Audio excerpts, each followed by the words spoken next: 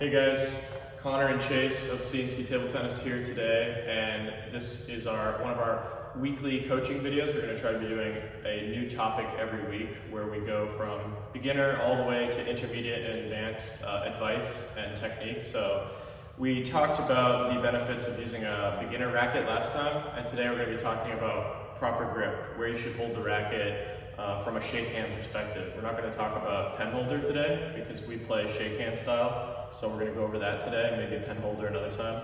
So Coach Connor is going to let you know his perspective and opinion on a proper grip and which way you should lean. Should you have a little more backhand, heavy grip, forehand? So we're going to talk about that. Perfect, yeah, so here are our key points for the shake hand grip. So let's start with the two main fingers, the thumb and the index finger. We want to put the thumb on one side of the bat and the index finger on the other, and then these three nicely around the handle. From there, I think the biggest key point is you want to feel like the handle of the racket is nicely neutral in the hand and it's kind of squared up with the forearm. From there, then you kind of start to feel, and that's what determines kind of a little bit players' different preferences and playing style. If you shift it a little bit more towards the backhand side, towards the pointer finger, like I said, that's more of a backhand grip. When you get it shifted a little bit more towards the thumb, a little bit leaning towards the front side of the forearm, that's considered usually a little bit more of a Western or a forehand grip.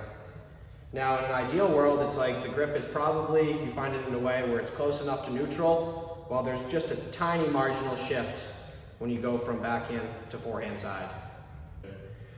All right, so we're taking a look a little bit at the history of how grip has changed over time. So first, Connor's going to show the Western grip back in the day. Players like Srbek and stuff like that had heavy forehand grips. So let's show that. So as you can see, his pointer finger is really like flat on the racket, and we'll even look at it from over here. That makes it so you're super you have the perfect angle to be a little bit under it, a little bit over it. You can rip it with power. It's always gonna nicely meet the sponge. But then if you show that forehand grip with the backhand, the best that you can do is kind of like these little mini rallies. Smash, block. So if you look at European players and even Asian players from like the 80s and 70s, Good hit. Good even block. Wang Chen a little bit. For sure. Good hit and block. Tough And to they can kinda roll it a little bit. But tough to make a lot of rub with this grip. Really good for hitting, blocking, and really good for the forehand. So we still see some club players that are really strong actually, but you don't want to have like no backhand. But yeah, as Chase was saying, it's like the biggest point was the bat's definitely shifted a little more that way. And usually a big tell is you see the index finger a little If higher. it's super, like little higher. Timo kind of holds his forehand like that a little bit. Timo, I think, is a good example of a little bit heavy on both ends. He switches heavy for the forehand and a little heavy for the backhand. Yeah. He was a good player that I could really... let's shout out to Anzo Engels. He has a little bit heavy forehand grip. Yeah. Unbelievable forehand. He Great also player. switches. And When he goes to his backhand, he just switches Perfect. it. Yeah. So the benefit of that is that they rip from both sides, but then that catches you a little bit in the switch. So that's tough too. So let's talk about a little bit the backhand. Let's talk about now a little bit the backhand grip, which is definitely a little Look bit at it in the hand over here. more the prominent grip in today's game. Yeah, kids are definitely being taught to Definitely a little more, not quite neutral, but definitely a little more shifted. I'd say the biggest tell you usually see is the pointer finger is a little more parallel or flat on the backhand. Forehand grip's usually much higher. I agree with that. Show the thumb side for the backhand because I think that's the most important The thing. thumb is a little bit higher up, a little bit higher on the bat. One thing to note too is if you do a proper backhand grip, you don't want to press with your thumb. Definitely not. Never So press. I was taught by one coach that your fingernail, it shouldn't be like pressing like that. It should actually be facing sideways because that allows you to rotate your wrist. That's an excellent point. Because I think the key to the backhand grip, why it's so more prominent now, is like it definitely frees up your wrist movement. Yeah. A lot more freedom. So that's the to thing. leverage ball there. That's the thing is like people think, oh, choke up on my thumb, I have a good backhand now, but there's actually an intricacy to that because if you hold it like this, it locks your wrist and all you can do is punch. I know in my own mind, I think of my two pointer fingers more of like pliers and pincers than anything else, and they're just stabilizing the racket. I'm not pressing down, I'm not rolling, and more so just holds everything in place. Yeah. So basically to reiterate, if you want to have a heavy forehand grip, pointer finger goes up a little bit, right? And is like not quite as much down and flattened out. And if you want a backhand grip, the thumb goes up a little bit and the pointer finger flattens out. We'll show it one more time. We'll start with neutral. Neutral. Nice neutral grip. Backhand, forehand, and then a little bit, starting to get a little bit forehand. Yeah. And then now a little bit backhand grip. All right.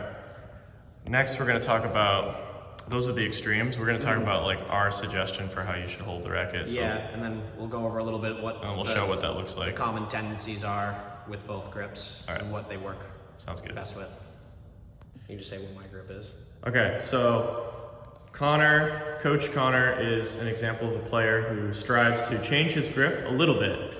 Now, we talked about other players that have extreme changes, but we try to have a little bit favoring our forehand, a little bit our backhand, so we switch. So he's gonna show his forehand and show us your nice grip. Show us how you would actually hold the racket in a table tennis scenario. Okay, so yeah, as you can see, he's not favoring too much. His thumb is a little bit up and his pointer finger is a little bit up. And also, you're not choking up too much and he's not too long on the racket. He's not like, you know, all the way down here, but he's also not like trigger finger all the way in here. It looks like Definitely a little space. it looks like he could rip it from both sides if he wanted to. So that's kind of the goal. With that being said, he is going to apply a little bit more pressure, and his pointer finger is going to be a little higher because he's going to show a forehand, 2 flat, which are the terminology for that is counters, 2 counters and 2 loops. So he's going to show you the forehand grip, and then I'm going to show you the backhand grip, and then we're going to wrap for today and go over it more next time. So I'm just going to defend for him, and he's going to go 2 counters, 2 loops, and just showing that grip.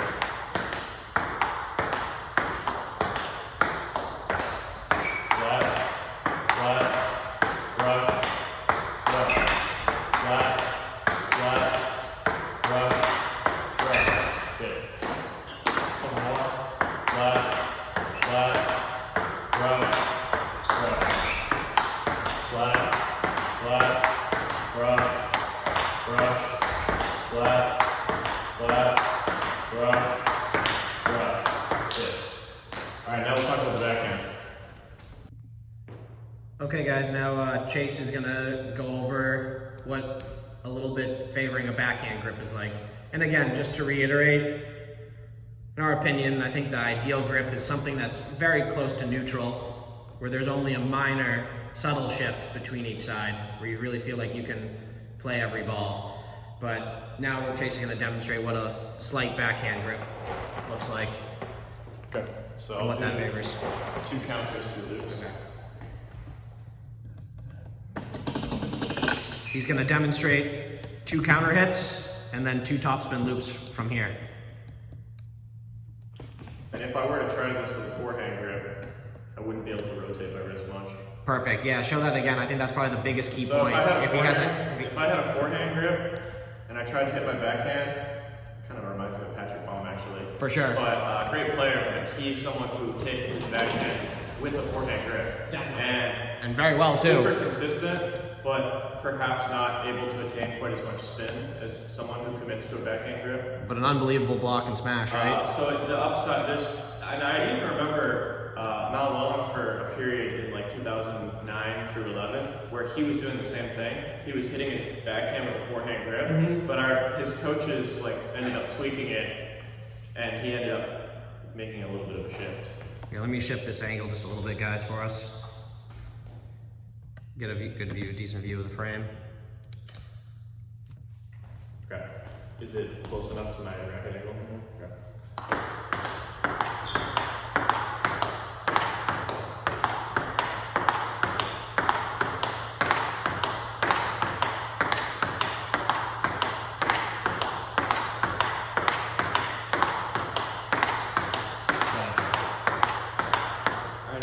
Now just showing for the audience what it would look like to do the same exercise but with a heavy forehand grip, and see if they can identify what looks different.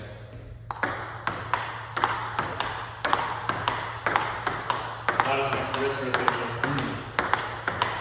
Very consistent, very flat. I can't get as much spin. And then if I go to my backhand grip, I can rotate more with my wrist. So yes, it's harder, but wow, I get a lot more quality Yeah, feels more fun and more comfortable. Excellent. Yeah. Yeah. And then I guess one more thing we could show is honestly one of the most common things that you're gonna have to do in a match is you're gonna have to hit your forehand with a backhand grip sometimes and you do this all the time, but if you just grip the backhand and then block it right back, it's actually a good way to save yourself.